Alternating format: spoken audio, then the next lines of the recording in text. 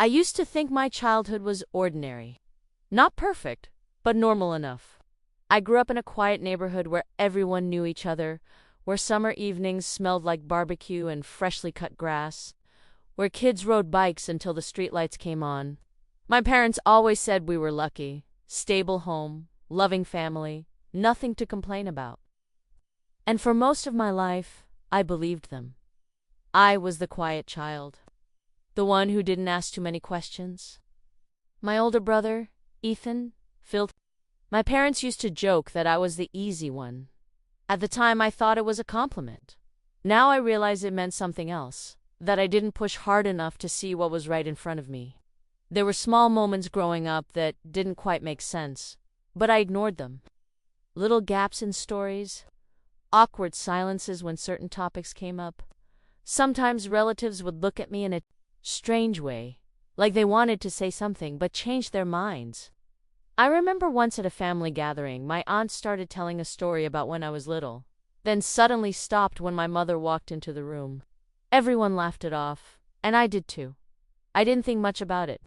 Kids don't question the reality they're given. They trust it. My parents were protective, sometimes overly so. They didn't like me sleeping over at friends' houses. They avoided talking about the years before I started school. Whenever I asked to see baby pictures, my mother would say she needed to organize them first. Months passed, then years, and somehow those albums never appeared. It felt strange, but not strange enough for me to push. Life moved forward.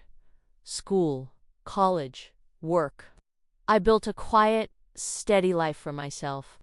My relationship with my family stayed close, though there was always a subtle distance I couldn't explain. Ethan was clearly the favorite, loud, charming, confident, while I stayed in the background, dependable and calm. I never resented him for it. That was just how things were. The first crack appeared when my grandmother got sick.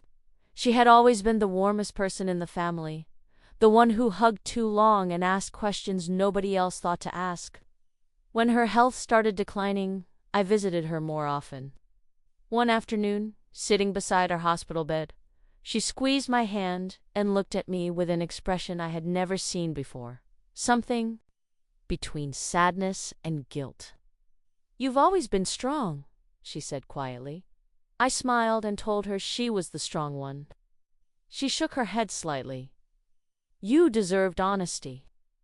The words caught me off guard. "What do you mean?" She opened her mouth like she wanted to say more, but my mother walked into the room at that exact moment. My grandmother's expression changed instantly. She smiled politely and started talking about the weather. The moment passed like it never happened. But something stayed. I told myself she was tired, confused, maybe emotional because of her condition. Still, the sentence wouldn't leave my mind.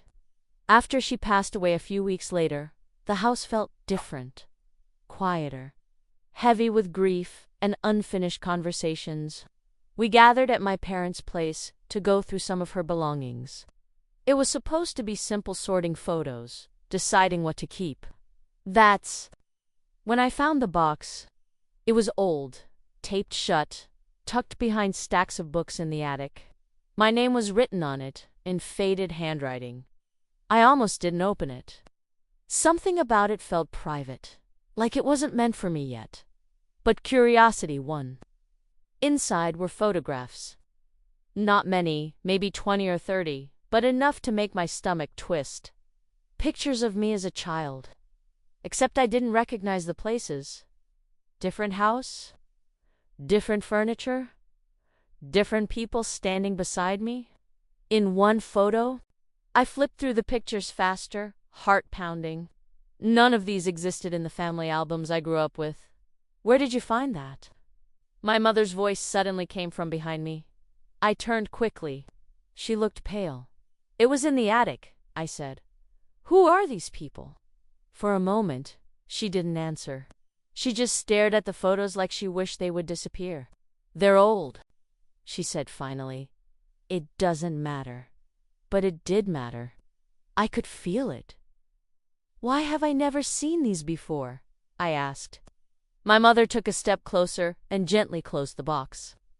Some things are complicated, she said softly. Let's not do this right now. Her tone wasn't angry, it was scared. That scared me more than anything. I wanted to push, to ask more questions, but the tension in the room felt heavy. My father called us downstairs, and the moment ended. The box disappeared. I didn't see where she put it. That night I couldn't sleep. I kept thinking about the woman in the photos. The way she held me like she knew me. The way my mother reacted when she saw the box. The feeling that something important had just slipped through my fingers. The next morning I called my father and asked about the photos. There was a long pause on the line. They're from before, he said carefully. Before what? Another pause. Before things settled down. That answer made no sense. What is that? Mina asked. But he changed the subject, talking about paperwork and funeral arrangements. The conversation ended without answers. Over the next few days, I started noticing things I had ignored for years. The way my parents avoided details about my early childhood, the missing baby pictures, the awkward silences from relatives. It was like my brain was rearranging memories into a new pattern. And for the first time in my life, I felt something unsettling. What if the story I grew up believing wasn't the full story? I tried to convince myself I was overreacting. Families have old photos, complicated histories. Maybe there was a simple explanation. Maybe I just didn't remember those people. But deep down, something told me this was bigger than that. One evening, I sat alone in my apartment, staring at my phone, scrolling through old family pictures online. Birthdays, vacations, holidays. And then I noticed something strange. There were almost no photos of me before age 5. I felt a chill run through me. How had I never noticed that before? That night, I made a decision. I was going to find out the truth no matter how uncomfortable it made everyone. Because for the first time, I realized something terrifying. Maybe my family hadn't just hidden a few photos. Maybe they had hidden my entire beginning. The decision to find out the truth sounded simple in my head. In reality, it felt like stepping onto unstable ground. I didn't know what I was looking for, only that something didn't add up. The missing photos, the strange reactions, my grandmother's unfinished sentence, they kept circling in my mind like pieces of a puzzle I wasn't supposed to see. I started with the easiest thing. Questions. The next Sunday I went to my parents' house for lunch. Everything felt normal on the surface. My mother talked about recipes. My father complained about traffic. Ethan laughed loudly about something at work. But underneath it all, I felt tense, like I was carrying a secret no one else knew I had discovered. Halfway through the meal, I brought it up casually. Hey, I said, trying to sound relaxed. I was thinking about those photos from Grandma's attic. Who was the woman holding me? The room went quiet. Not dramatically, just a subtle pause that lasted a second too long. My mother looked down at her plate. My father cleared his throat. Ethan frowned slightly like he didn't know what I was talking about. They're just old family friends, my mother said quickly. Then why have I never seen them before? I asked. She shrugged. We didn't keep everything. The answer felt rehearsed. I turned to my father. Do you remember where they were taken? He hesitated. It was a long time ago. That was it. No details. No explanation. The conversation moved on, but the tension lingered like smoke. On the drive home, I realized something unsettling. They weren't surprised by my questions. They were prepared for them. That night, I called Ethan. He answered with his usual energy. Hey, what's up? I hesitated before asking. Do you remember anything about me when I was really little? Like before school? He laughed. Not really. You were just there. Do you remember those photos from Grandma's attic? Silence. I didn't really look at them, he said. Why? I don't know, I said slowly. Something feels off. He sounded uncomfortable. You're overthinking it. Mom and Dad would have told us if something mattered. The conversation ended quickly, but something about his tone bothered me. It sounded less like reassurance and more like avoidance. The next step came almost by accident. A few days later, I stopped by my grandmother's old house to help sort the last boxers. Most of the family had already taken what they wanted, leaving behind furniture and forgotten items. The house felt empty, filled with echoes. I found myself drawn back to the attic. The box with my name was gone. I searched everywhere behind furniture, inside closets, but it had disappeared. My stomach tightened. Someone had removed it after I found it. That realization made everything feel more real. I sat on the dusty floor, trying to think. If my parents didn't want me to see those photos, there had to be a reason. And if they had hidden them for years, then whatever the truth was, it wasn't small. While sorting through another stack of boxers, I found an old envelope tucked between books. My name wasn't on it, but my grandmother's handwriting covered the front. Inside was a small folded note. It wasn't addressed to anyone. Just a few lines written shakily. One day the truth will come out. I hope she forgives us for waiting too long. K. The word made my chest tighten. Was she talking about me? I read it again and again, trying to understand. Forgive us for what? I slipped the note into my pocket and drove home, with my hands trembling on the steering wheel. That night, I couldn't focus on anything. I kept replaying memories, birthdays, holidays, family stories, looking for signs I had missed. The more I thought about it, the more things felt strange. My parents never talked about my birth. There were no funny baby stories like Ethan had. No remember when you were little and moments. My early childhood felt blank, like a chapter that had been removed.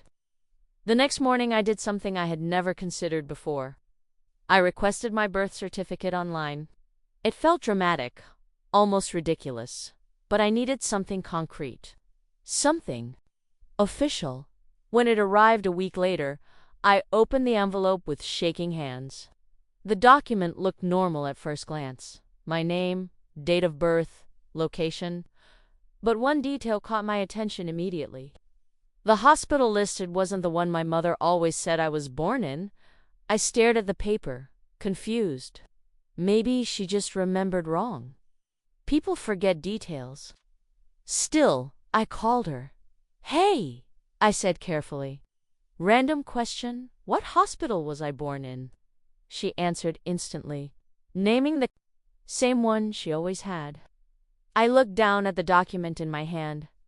That's weird, I said slowly. My birth certificate says a different hospital. There was a long silence.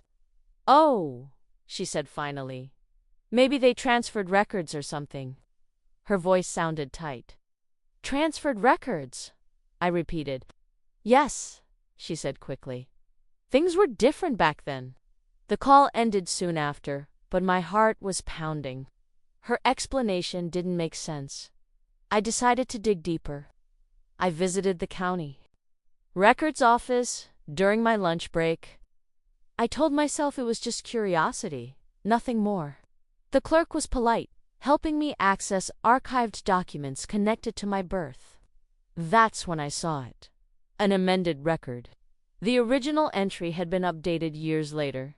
I stared at the screen, confusion turning into dread. Why would a birth record be amended? I asked the clerk what that meant. She shrugged. Usually adoption, legal name changes, or corrections. Adoption. The word hit me like a physical force. I felt my mouth go dry. No, I said quietly, more to myself than to her. That can't be right. I left the building feeling dizzy, the world suddenly unfamiliar. Cars passed, people walked by. Life continued normally, but inside me something had shifted. Adoption. Could that be the secret? It would explain the missing photos, the awkward silences, the way my grandmother said I deserved honesty. But if that was true, why didn't anyone tell me? That night, I sat alone in my apartment. I thought about calling my parents, confronting them immediately. But something stopped me. If they had hidden this for decades, they wouldn't admit it easily. I needed proof.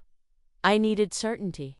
So I started searching online for adoption records, legal processes, anything that could explain what I was seeing. Hours passed. The more I read, the more the pieces started fitting together. And then I noticed one final detail on the document. A name. Not mine. A woman listed under original parent. My heart started racing. The same woman from the photos. I leaned back in my chair, feeling the air leave my lungs. This wasn't a misunderstanding. This wasn't a simple family secret. My entire childhood, everything I thought I knew, might have been built on a story that wasn't true. And for the first time, I realized the question wasn't just what happened. It was why they never told me. I didn't sleep that night. The document stayed open on my laptop, the screen glowing in the dark while I sat staring at it like it might change if I looked long enough. The name of the woman listed under original parent felt unreal, like it belonged to someone else's story. Adoption. The word echoed in my head over and over. I kept trying to convince myself there had to be another explanation. A clerical error. Some kind of legal technicality. But deep down, I already knew that wasn't true. Too many pieces were lining up. By morning, one thing was clear. I couldn't keep this to myself anymore. I called my mother. "Can we talk?" I asked. She paused. "Is everything okay?" "No," I said quietly. "I need to come over." When I arrived at my parents' house, the air felt heavy. My father was there too, sitting at the kitchen table with a cup of coffee. The moment they saw my face, I knew they understood this wasn't a casual visit. I sat down slowly and placed the printed document on the table. "What is this?" I asked. My mother glanced at it, then froze. My father's expression hardened. No one spoke for several seconds. "Where did you get that?" my mother asked softly. "That doesn't matter," I said. "Is it true?" She looked at my father, then back at me. Her eyes filled with something I couldn't quite read. Fear, maybe. Guilt. "We were going to tell you," she whispered. The words hit me harder than I expected. "Tell me what?" I asked, even though I already knew. My father exhaled slowly. "You were adopted?" The room went silent. Had prepared myself for the possibility, but hearing it out loud felt different. Final. Real. Something inside me shifted, like the ground beneath my life had moved. I stared at them, waiting for more. Waiting for an explanation that would make everything make sense. "Why didn't you tell me?" I asked. My mother's voice trembled. "We wanted to protect you." "From what?" She hesitated. "From confusion. From pain." I laughed softly, but there was no humor in it. "You think finding out like this doesn't hurt?" Tears filled her eyes. My father looked down at the table. "We thought it would be easier if you just felt like you belonged from the start," he said quietly. I felt anger rising in my chest. I did belong. Until now. The words hung in the air. For a moment, nobody moved. Then I asked the question that had been burning inside me since I saw the photos. "Who is she?"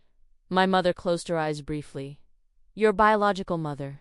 The word biological felt strange, distant. "Is she alive?" I asked. Another pause. "Yes," my father said. My heart started racing. "You knew this whole time?" I asked. They nodded. I stood up suddenly, pacing the kitchen. My thoughts were spinning too fast. Every memory felt unstable now. Birthdays, family stories, the way relatives looked at me sometimes. Had everyone known except me? "Who else knows?" I asked sharply. My mother wiped her eyes. Close family, your grandparents, a few others. I stopped walking. So everyone knew except me. Silence answered for them. I felt something break inside me, not loud or dramatic, just quiet and heavy. A deep sense of betrayal I didn't know how to process. I trusted you, I said softly. We love you, my mother said quickly. Nothing changes that, but everything felt different. I left soon after. I couldn't stay in that house another minute. The drive home blurred past me, my hands gripping the wheels so tightly, my knuckles hurt. Once I got inside my apartment, I sat on the floor with my back against the couch and tried to breathe. Adopted. The word kept replaying in my mind. I wasn't angry about being adopted, not exactly. What hurt was the secrecy, the years of half-truths, the feeling that my entire identity had been edited without my permission. That night, I started going through memories again, but now they looked different. The missing baby pictures, the way my mother avoided talking about my early years, the awkward pauses from relatives. It had all been there. I just didn't know how to see it. Around midnight, my phone buzzed. A text from Ethan. Mom told me, you found out? I stared at the message before replying. You knew? His response came quickly. Yeah, I thought you did too. I felt my stomach drop. He thought I knew. I called him immediately. You knew my whole life? I asked when he answered. He sounded nervous. I thought they told you when you were older. They always said they would. They never did. Silence. I'm sorry, he said quietly. I didn't realize. I rubbed my forehead, exhausted. Why didn't you say something? I didn't think it was my place, he said. It was their story to tell. His words made sense, but they didn't make me feel better. After the call ended, I sat in silence for a long time. The next few days felt surreal. I went to work, answered emails, smiled at people, but inside, I felt disconnected, like I was watching my life from outside my body. Questions kept piling up. Why did my biological mother give me up?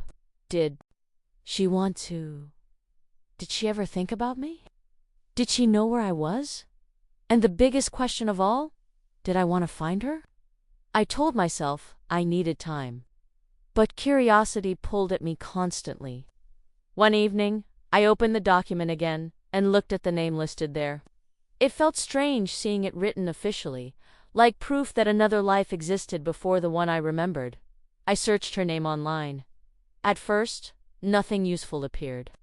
Too many results. Too little information. But then the photo made my breath catch. She looked familiar. Not in a clear way, but in small details. The shape of her eyes, the way she smiled slightly to one side. I stared at the screen for a long time, trying to process the feeling. This was a real person, not just a name on a document. I clicked through pictures. A normal life. Friends. Travel photos. A dog. Nothing dramatic. And then I saw a post from years ago. A short caption about loss and second chances?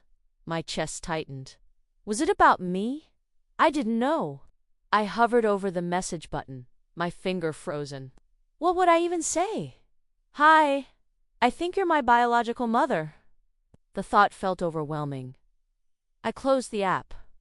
Not yet. But the possibility was real now. For the first time in my life, I understood that my story didn't begin where I thought it did. And the more I learned, the more one thing became clear. My family hadn't just hidden the truth. They had hidden a person. And I wasn't sure how much longer I could pretend I didn't want to know her. For days I tried to ignore the profile. I told myself it was too soon. That I needed time to process everything before opening another door I couldn't close. But every night I found myself scrolling back to it, staring at her face, looking for pieces of myself I had never noticed before. The resemblance wasn't obvious at first, but the longer I looked, the more it appeared the shape of the nose, the way her eyes narrowed when she. It was unsettling, like seeing a reflection from a life I didn't remember.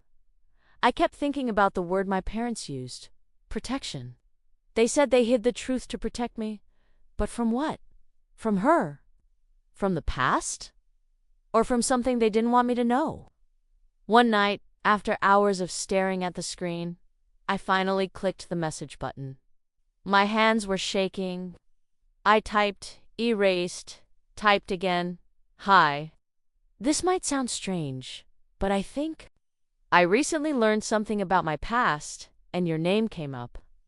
I don't want to make you uncomfortable. I just wanted to ask if you'd be willing to talk. I stared at the message for a long time before pressing send. The moment it left my phone, my heart started racing. What if I was wrong? What if she ignored me? What if she answered? I barely slept that night. The next morning there was no reply. I told myself that was probably better, less complicated.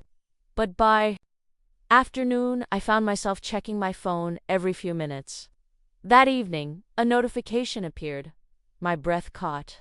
I've been wondering if this day would ever come, the message said. Yes, I think we should talk. I stared at the screen, frozen. She had been wondering if this day would come. That meant she knew. We exchanged a few cautious messages and agreed to meet in person a few days later at a quiet cafe halfway between our cities. The days leading up to it felt surreal. I didn't tell my parents.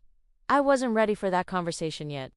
When the day arrived, I almost turned the car around twice. I kept asking myself what I expected. A dramatic reunion? Tears? Answers? Or just more confusion? I walked into the cafe and immediately recognized her.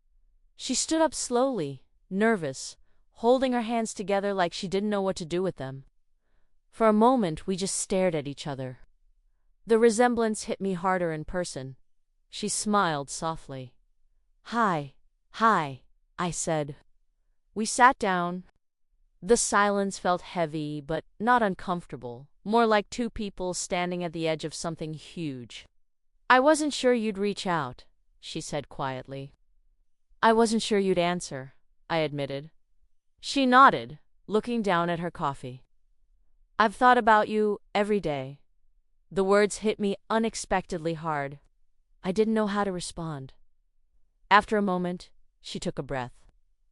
Your parents are good people, she said. I want you to know that first.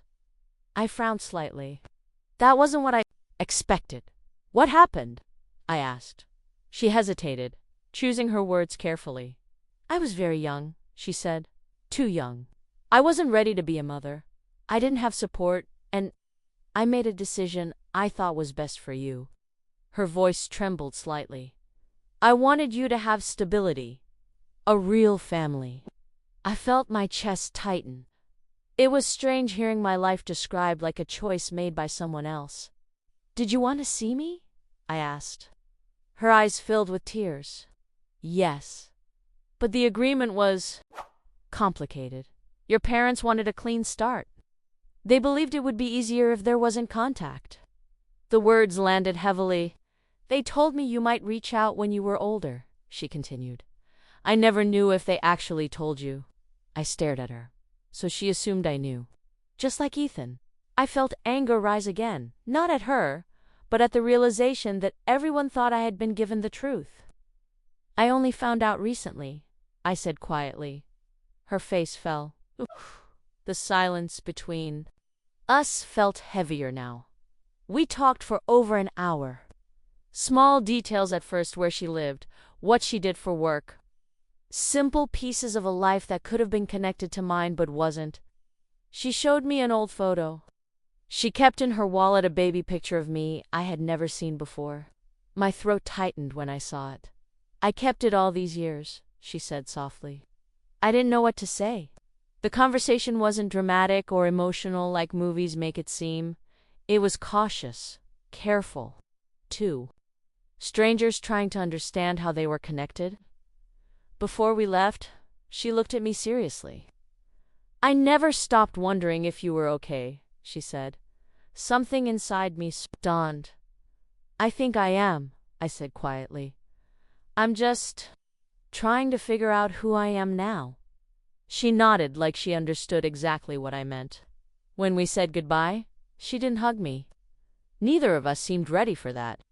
But as I walked back to my car, I felt something unexpected. Not closure, but clarity.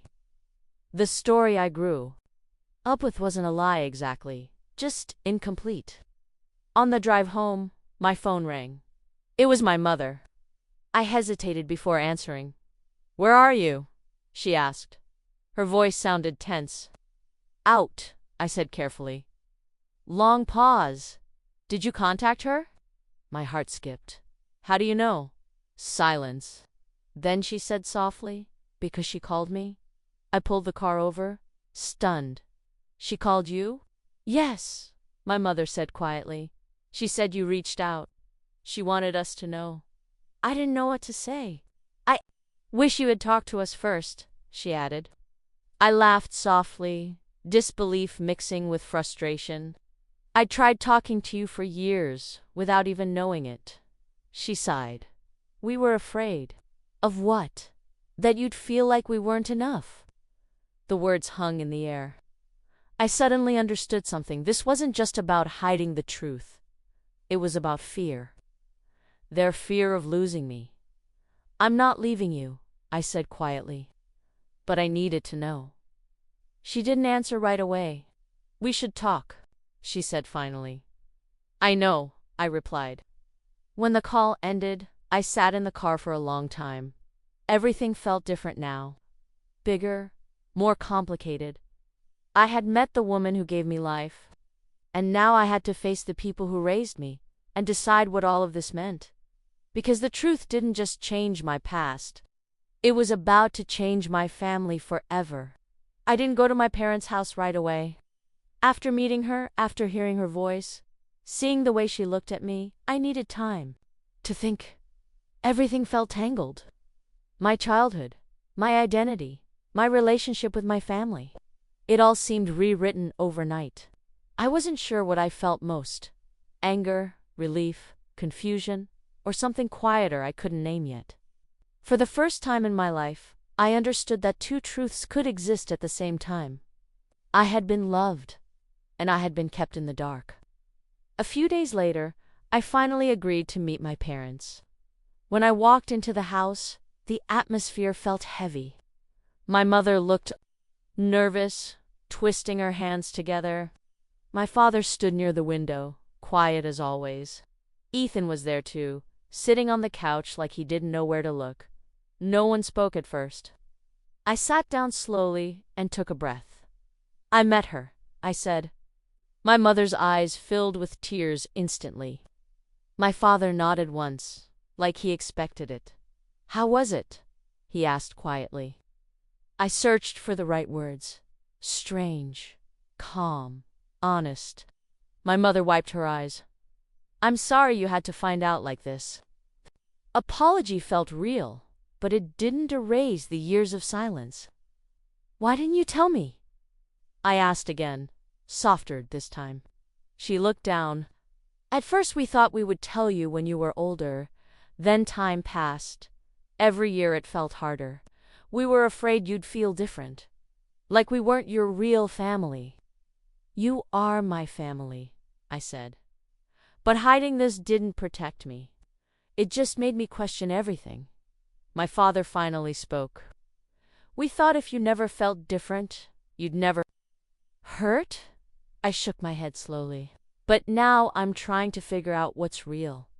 The room went quiet. Ethan leaned forward slightly. "I always thought you knew," he said. "I never realized they hadn't told you." I nodded. I believed him. None of this felt malicious anymore, just human, messy, fearful. My mother took a shaky breath. "When we adopted you, we promised ourselves we'd give you stability. We didn't want anything to confuse that." I looked at her and, for the first time, really saw the fear behind her decisions. The fear of losing me. The fear that love wouldn't be enough. and something inside me softened. "I'm not angry that you adopted me," I said quietly. "I'm angry that I didn't get to know my own story." She nodded through tears. "I understand that now." For a long time we just sat there, the silence no longer tense, just heavy with things that finally didn't need hiding. Over the next few weeks, conversations continued. Not dramatic confrontations, just small, honest. My parents told me about the adoption process, about how nervous they were, about how desperately they wanted me. They showed me documents, letters, things they had kept but never shared. One night, my mother handed me a small box. Inside were baby pictures, real ones. Pictures of me as an infant, held by them, smiling, growing. Photos they had hidden because they didn't know how to explain where I came from. I felt tears sting my eyes. "You kept all of this?" I asked. "Every moment," she whispered. Something clicked inside me then. They hadn't hidden my past because they didn't love me. They hid it because they were afraid their love wouldn't be enough if I knew the truth. And maybe that fear had shaped all of us more than we realized. My relationship with my biological mother moved slowly. We exchanged messages, occasional phone calls. There was no rush, no expectation that she would suddenly become part of my daily life. She wasn't trying to replace anyone. She just wanted to know me. And strangely, that made everything easier. I realized I didn't have to choose between two families. My story wasn't about replacing one with another. It was about understanding how both shaped me. Still, there were hard moments. Sometimes I'd look at old memories and wonder what else I didn't know. Sometimes I felt guilty for wanting to know more about my beginnings. Other times, I felt angry all over again. Healing wasn't linear, but slowly. Something changed. The tension that used to sit between me and my parents faded. Conversations felt more honest. They stopped treating me like someone fragile who needed protecting from the truth. And I stopped seeing them as people who intentionally lied to me. We were all just learning how to be honest together. One evening, months later, we sat around the dinner table again, the same table where so many silent moments had happened over the years. But this time felt different, lighter. My father laughed at something Ethan said. My mother passed food around the table. I realized nobody was pretending anymore. For the first time, I felt like I knew who I was sitting with. After dinner, my mother pulled me aside. "I hope you know," she said softly, "that you were never second choice. You were the greatest thing that ever happened to us." I believed her. And that surprised me. Driving home that night, I thought about how much my life had changed since opening that box in the attic. The truth had hurt, yes. It had shaken everything I thought I knew.